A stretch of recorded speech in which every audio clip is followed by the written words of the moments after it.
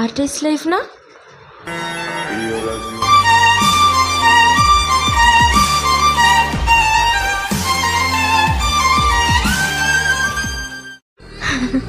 but other side of artist life hit different.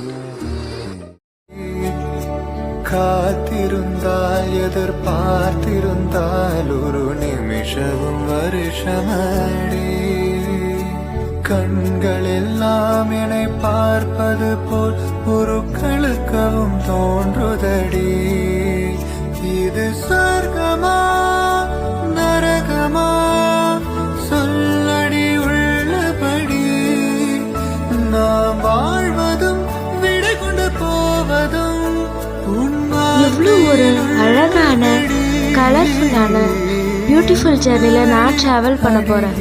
என் கூட சேர்ந்து travel பண்ண நீங்கள் ரெடியாக இருக்கீங்களா?